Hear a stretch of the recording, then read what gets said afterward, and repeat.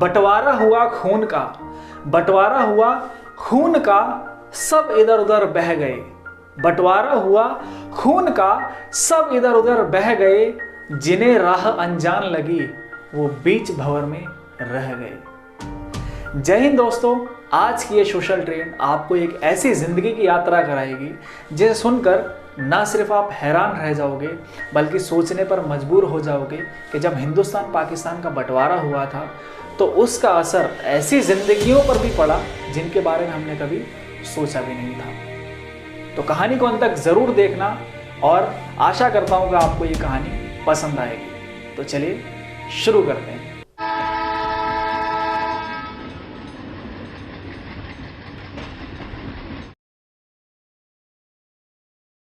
बंटवारे के 2-3 साल बाद पाकिस्तान और हिंदुस्तान की सरकारों को ख्याल आया कि साधारण कैदियों की तरह पागलों का भी तबादला होना चाहिए। यानी जो मुसलमान पागल हिंदुस्तान के पागल खानों में हैं उन्हें पाकिस्तान पहुंचा दिया जाए और जो हिंदू और सिख पाकिस्तान के पागल खानों में हैं उन्हें हिंदुस्तान के हवाले कर दिया जाए। मालूम नहीं यह बात ठीक थी या नहीं, बहरहाल बुद्धिमानों के फैसले से ऊंचे स्तर की कॉन्फ्रेंस हुई और आखिरकार एक दिन तबादले का तय किया गया। अच्छी तरह छानबीन की गई। वे मुसलमान पागल जिनके अभिभावक हिंदुस्तान में थे वहीं रहने दिए गए थे और जो बाकी थे उन्हें सीमा पर रवाना कर दिया गया था। यहां पाकिस्तान से करीब करीब सब हिंदू सिख जा चुके थे, इसलिए किसी को रखने रखाने का सवाल ही पैदा ना हुआ। जितने हिंदू सिख पागल थे सब के सब पुलिस के संरक्षण में सीमा पर पहुंचा दिए गए। उधर की मालूम नहीं, लेकिन इधर लाहौर के पागल खाने में जब इस तबादले की खबर पहुंची तो बड़ी दिलचस्प बातें होने लगी। एक मुसलमान पागल से जब उसके दोस्त ने पूछा, मौलवी साहब ये पाकिस्तान क्या होता है, तो उसने बड़े सोच विचार के बाद जवाब दिया, हिंदुस्तान में एक ऐसी जगह है जहां उस्तरे बनते हैं। हाँ, वो दाढ़ी बनाने वाले उस्तरे जो होते हैं, उस्तरे बनते हैं। यह जवाब सुनकर उसका मित्र संतुष्ट हो गया। पागलों की बात हो रही है तो फिर क्या ही उम्मीद कर सकते हैं। वैसी बात यहाँ पर लिखी भी हुई है। इसी तरह एक सिख पागल ने एक दूसरे सिख पागल से पूछा, सरदार जी हमें हिंदुस्तान क्यों भेजा जा रहा है, हमें तो वहां की बोली भी नहीं आती। दूसरा मुस्कुरा दिया, मुझे तो हिंदुस्तान की बोली आती है। हिंदुस्तानी बड़े शैतानी आकड़ आकड़ फिरते हैं, यानी अकड़े अकड़े फिरते हैं। एक मुसलमान पागल ने नहाते नहाते पाकिस्तान जिंदाबाद का नारा इस जोर बुलंद किया कि फर्श पर फिसलकर गिर गया और अचेत हो गया, यानी कि बेहोश हो गया। कुछ पागल ऐसे भी थे जो पागल नहीं थे। इनमें अधिकतर ऐसे कातिल थे जिनके रिश्तेदारों ने अफसरों को दे दिलाकर, यानी कि घूस वगैरह दे दिलाकर पागल खाने भिजवा दिया था कि वे फांसी के फंदे से बच जाएं। सारे पागल इस उहापोह में थे कि वे पाकिस्तान में हैं या हिंदुस्तान में। अगर हिंदुस्तान में हैं तो पाकिस्तान कहाँ है, और अगर वे पाकिस्तान में हैं तो यह कैसे हो सकता है कि वे कुछ अरसा पहले यहां रहते हुए भी हिंदुस्तान में थे। एक पागल तो पाकिस्तान और हिंदुस्तान के चक्कर में ऐसा पड़ा कि और ज्यादा पागल हो गया। झाड़ू देते देते एक दिन दरख्त पर चढ़ गया, दरख्त यानी पेड़ पर चढ़ गया और एक टहनी पर बैठकर 2 घंटे लगातार भाषण देता रहा, जो पाकिस्तान और हिंदुस्तान के नाजुक मामलों पर था। सिपाहियों ने उसे नीचे उतारने के लिए बहुत प्रयास किया। वो ऊपर ही चढ़ा रहा, उसे डराया धमकाया, लेकिन कुछ असर नहीं हुआ। उसने कहा, मैं ना हिंदुस्तान में रहना चाहता हूं ना ही पाकिस्तान में, मैं इस पेड़ पर ही रहूंगा। बड़ी मुश्किल के बाद जब उसका दौरा ठंडा पड़ा तो वो नीचे उतरा और अपने हिंदू सिख दोस्तों से गले मिलकर रोने लगा। देखिए, दोस्ती यारी में भी दर्द होता है जब एक से दूसरा अलग होता है, तो चाहे वो पागल ही हो लेकिन दोस्ती तो हर जगह ही चलती है। इस ख्याल से उसका दिल भर आया कि वह उसे छोड़कर हिंदुस्तान चले जाएंगे। एक सिख था जिसको पागल खाने में दाखिल हुए 15 वर्ष हो चुके थे। कहानी असली अब यहाँ से स्टार्ट होने वाली है। एक सिख था जिसको पागल खाने में दाखिल हुए 15 वर्ष हो चुके थे। हर समय उसकी जबान से अजीब अजीब शब्द सुनने को मिलते थे, जैसे ओपर दी, गड़गड़ दी, एनेक्स दी, बेध्याना दी, मूंग दी, दाल ऑफ दी लालटेन। वह दिन को सोता न रात को सोता। पहरेदारों का यह कहना था कि 15 वर्ष के इस लंबे अरसे में वह एक क्षण भी नहीं सोया था, लेटता भी नहीं था। कभी कभी किसी दीवार के साथ टेक लगा लिया करता था। हर समय खड़े रहने से उसके पांव सूज गए थे, पिंडलियां भी फूल गई थी। पिंडलियां हमारे जो घुटने होते हैं उसके नीचे का हिस्सा और एड़ी के ऊपर तक का हिस्सा पिंडलियां होता है, वो फूल गई थी। मगर इस शारीरिक तकलीफ के बाद भी वो लेटकर आराम नहीं करता था। हिंदुस्तान, पाकिस्तान और पागल खानों के तबादले के विषय में जब कभी पागलों में चर्चा होती थी तो वह ध्यान से सुनता था। कोई उससे पूछता कि उसका क्या ख्याल है तो वह बड़ी गंभीरता से उसका जवाब देता था। क्या? ओपर दी, गड़गड़ दी, एनेक्स दी, बेध्याना दी, मूंग दी, दाल ऑफ दी पाकिस्तान गवर्नमेंट। लेकिन बाद में ऑफ दी पाकिस्तान गवर्नमेंट की जगह ऑफ दी टोबा टेक सिंह ने ले ली और उसने दूसरे पागलों से पूछना शुरू किया कि टोबा टेक सिंह कहाँ है। मैं आपको बता देता हूँ ये टोबा टेक सिंह क्या है। ये टोबा टेक सिंह, जहाँ पर ये सरदार जी रहा करते थे, इनकी ज़मीन थी, उसका नाम टोबा टेक सिंह था। तो अभी नहीं, ये कन्फ्यूज़न है कि जो मेरी ज़मीन है वो पाकिस्तान चली गई है या फिर हिंदुस्तान चली गई है। तो इसीलिए हर किसी से यही पूछते रहते थे कि टोबा टेक सिंह कहाँ है, कहाँ का रहने वाला है, यानी कि पाकिस्तान का रहने वाला है या फिर हिंदुस्तान का। लेकिन किसी को भी मालूम नहीं था कि वह पाकिस्तान में है या हिंदुस्तान में है। क्या पता है कि लाहौर जो अब पाकिस्तान में है कल हिंदुस्तान में चला जाएगा या सारा हिंदुस्तान ही पाकिस्तान बन जाए।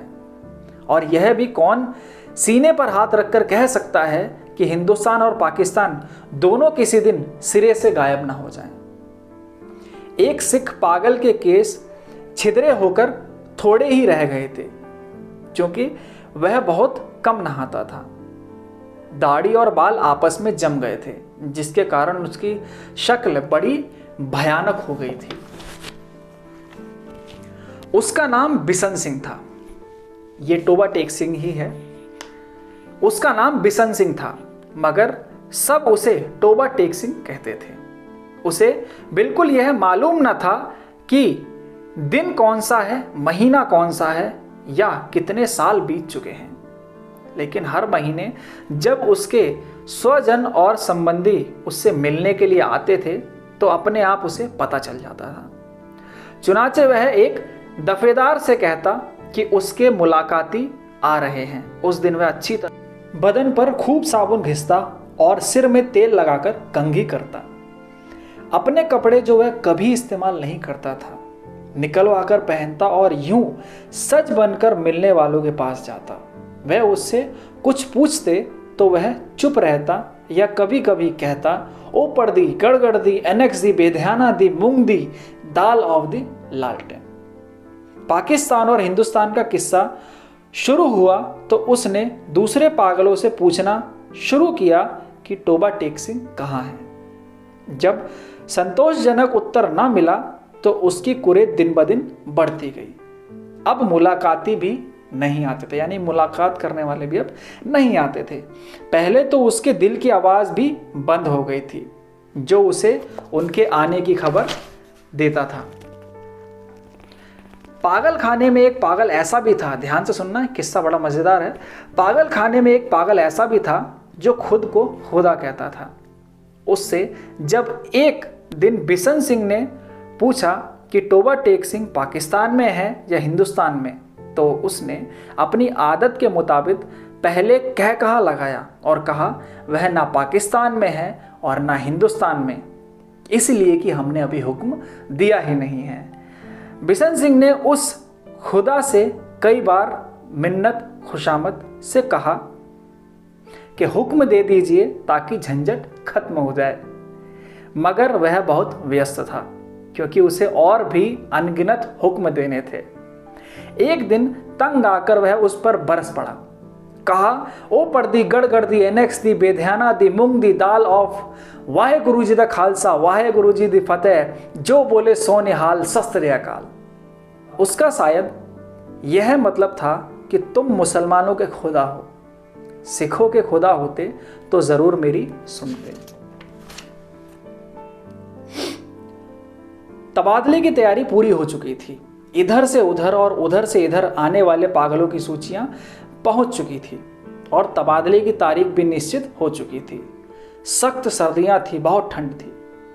लाहौर के पागल खाने से हिंदू सिख पागलों से भरी लारियां पुलिस के दस्ते के साथ रवाना हुई। संबंधित अफसर भी उनके साथ थे।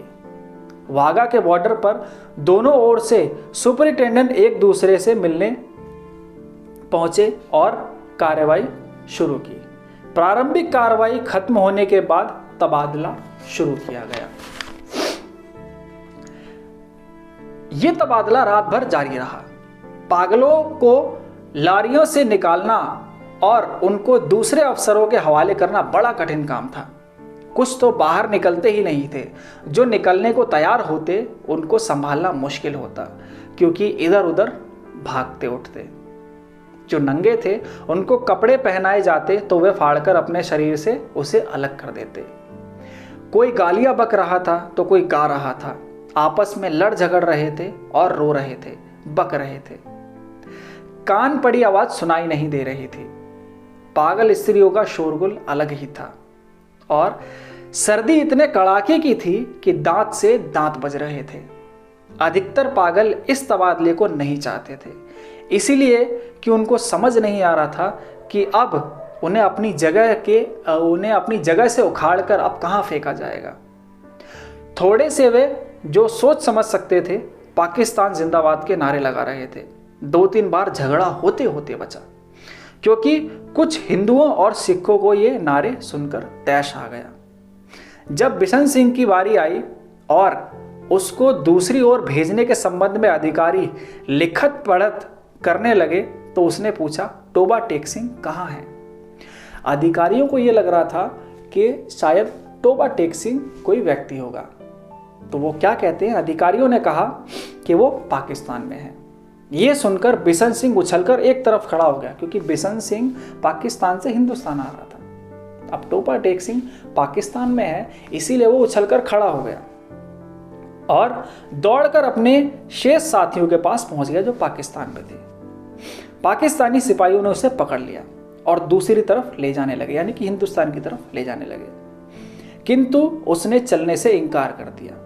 टोबा टेक सिंह कहाँ है, उसने ये पूछा और जोर जोर से चिल्लाने लगा, ओ पढ़दी गड़गड़ दी एनेक्स दी बेध्याना दी मूंग दी दाल ऑफ टोबा टेक सिंह एंड पाकिस्तान। उसे बहुत समझाया गया, देखो टोबा टेक सिंह अब हिंदुस्तान में चला गया है। अब उसे एक और कंफ्यूजन पैदा कर दी गई कि टोबा टेक सिंह अब हिंदुस्तान में चला गया है, यदि नहीं गया है तो उसे तुरंत ही भेज दिया जाएगा, किंतु वह ना माना। जब जबरदस्ती दूसरी ओर उसे ले जाने की कोशिश की गई तो वह बीच में एक स्थान पर इस प्रकार अपनी सूजी हुई टांगों पर खड़ा हो गया जैसे अब कोई ताकत उसे वहां से नहीं हटा सकेगी। क्योंकि आदमी बेजार था, इसीलिए उसके साथ जबरदस्ती नहीं की गई, उसको वहीं खड़ा रहने दिया गया और शेष काम होता रहा। अब टोबा टेक सिंह उस बीच राह पर खड़ा हुआ था जहां एक तरफ पाकिस्तान था और दूसरी तरफ हिंदुस्तान। सूरज निकलने से पहले स्तब्ध खड़े बिशन सिंह के गले से एक गगनभेदी चीख निकली। इधर उधर से कई अफसर दौड़े आए और देखा कि वह आदमी जो 15 वर्ष तक दिन रात अपनी टांगों पर खड़ा रहता था, औंधे मुंह लेटा हुआ है। इधर कांटेदार तारों के पीछे हिंदुस्तान था, उधर वैसे ही कांटेदार तारों के पीछे पाकिस्तान। बीच में जमीन के उस टुकड़े पर जिसका कोई नाम नहीं था, टोबा टेक सिंह पड़ा था। तो कहानी आपको कैसी लगी कमेंट सेक्शन में ज़रूर बताना, और ये भी बताना कि इस कहानी संबंधित आपके क्या विचार हैं, आपको इस कहानी से क्या समझ में आया। तो जाने से पहले वीडियो को लाइक करना, चैनल को सब्सक्राइब करना और बेल आइकन ज़रूर दबा देना। मिलते हैं नेक्स्ट वीडियो में, तब तक के लिए जय हिंद।